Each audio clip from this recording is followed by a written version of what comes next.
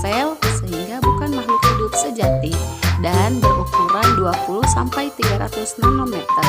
Jadi virus itu tidak dapat berkembang biak tanpa adanya sel inang. Nah, sekarang kita akan melihat ulang ciri-ciri virus. Virus bersifat aseluler, tidak memiliki sel, hanya hidup dan berkembang biak di dalam sel inang, memiliki asam nukleat DNA atau RNA, dapat dikristalkan seperti benda mati dan tidak melakukan metabolisme sendiri. Nah, jadi struktur virus itu ada asam nukleat, kapsid, glikoprotein, dan selubung virus. Asam nukleat itu DNA atau RNA, tidak pernah keduanya, rantai tunggal, kemudian kapsid melindungi materi dan genetik.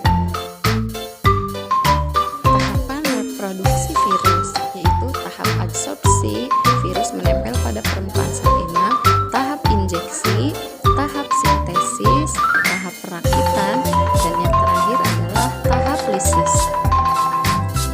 Nah, ini adalah struktur reproduksi virus seperti tahap adsorpsi, tahap injeksi, tahap sintesis, tahap perakitan, dan tahap lisis. Bentuk-bentuknya seperti ini ya.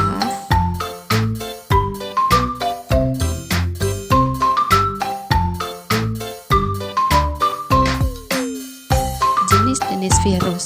Virus itu ada virus tumbuhan, contohnya TMV atau tobacco mosaic virus. Virus hewan seperti rabies dan influenza. Dan yang terakhir ada virus manusia, contohnya seperti HIV, hepatitis, COVID-19. Dan yang terakhir adalah bakteriofag, yaitu menyerang bakteri.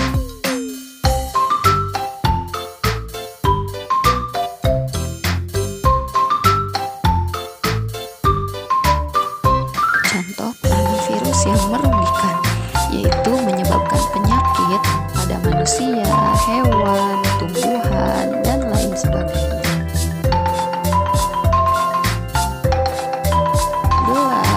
Contohnya seperti influenza, COVID-19, AIDS, dan cacar.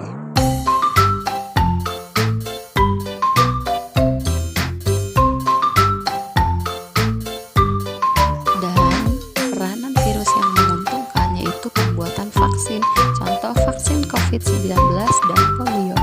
Kemudian untuk terapi genetik yaitu membantu perbaikan gen pada manusia. Kemudian pengendalian hama biologis dengan virus tertentu dan biasanya digunakan dalam rekayasa genetika dan bioteknologi.